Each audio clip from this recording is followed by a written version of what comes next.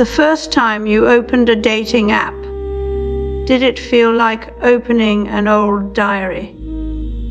That grainy texture, those warm hues, they're not there to honor film photography.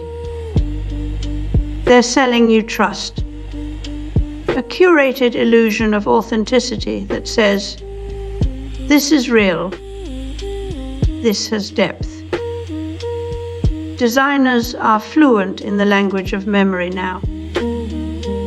And what better way to build a product than by making it look like time already passed over it? The past is no longer something we remember. It's something they design into our screens. This isn't about honoring history.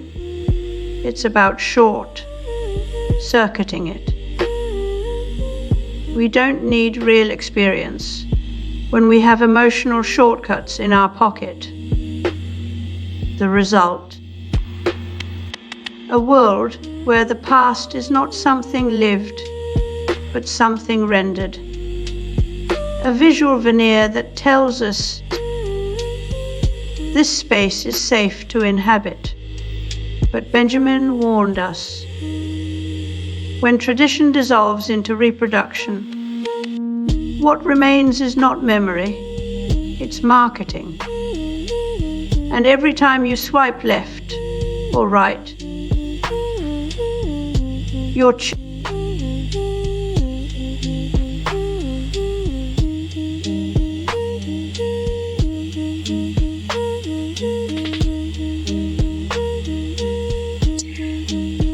The decline of craftsmanship reflects not merely a loss of skill, but a shift in cultural. Neil Postman warned that Technopoly does not just offer new tools, it redefines our understanding of reality itself. In this system, nostalgia becomes a linguistic weapon. Memory is no longer personal or authentic, but a commodity wrapped in the aesthetics of heritage and tradition. It's not about remembering, it's about marketing. When we look at vintage fonts on a smartphone app or retro logos repurposed for coffee shops, what we're seeing isn't history. It's a performance of continuity. Designed is not about longing.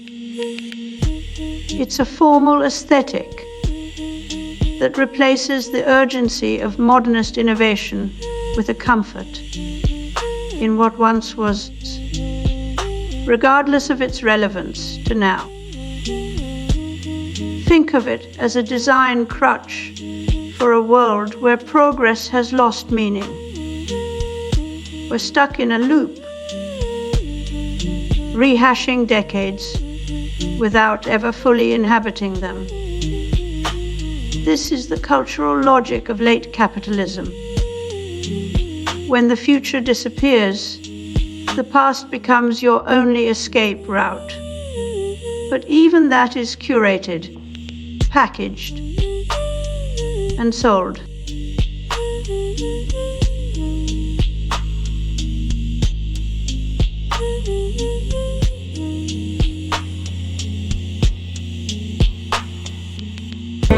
Modern packaging does more than wrap and hold and conceal. Stunning in color, ingenious in design.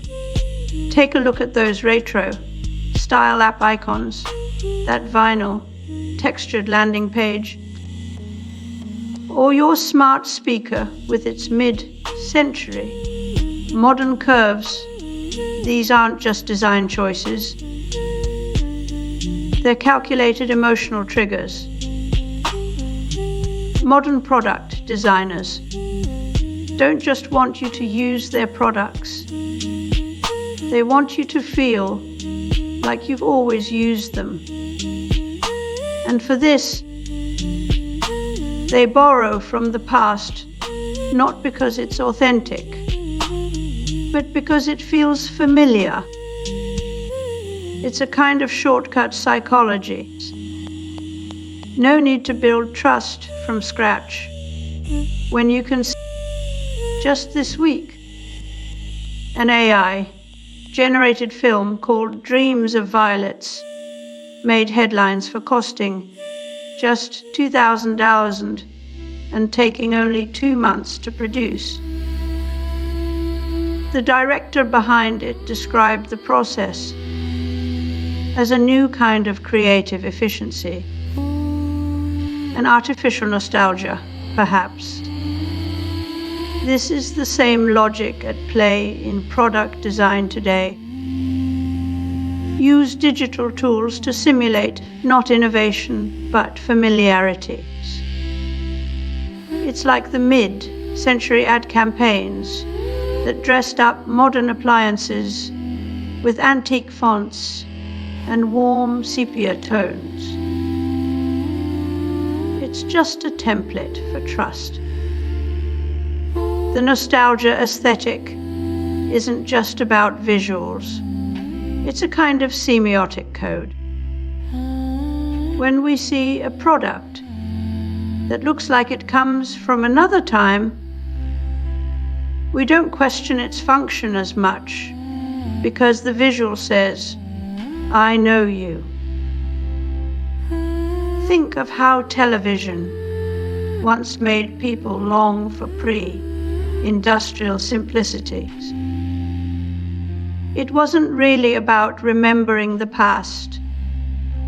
It was about rejecting the alienation of modernity. Today's designers do this with a click. They embed historical signifiers.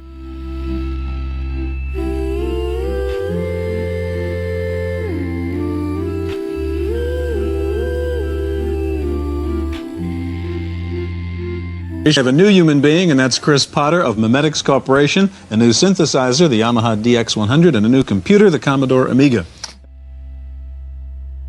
AI can now fabricate convincing memories, from handwriting to old photo filters, simulating nostalgia without needing real history.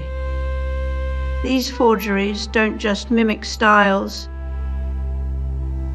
they generate entire emotional experiences from nothing.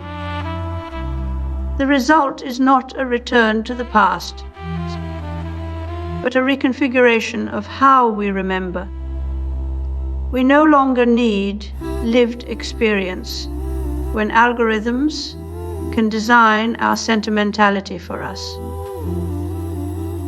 The arms race between detecting AI fakes and perfecting them mirrors what we see in design culture.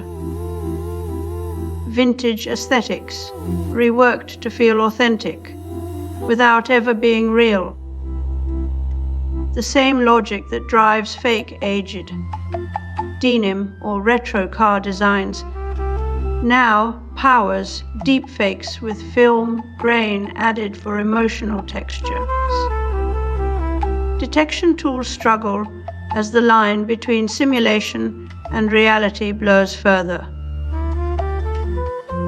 In this context, nostalgia becomes a parameter, optimized for engagement and emotional response. It's no longer about remembering, but about predicting what we should feel. We're moving toward a culture where not just our content is manufactured, but the very way we feel about it. The future is a simulated past, endlessly curated.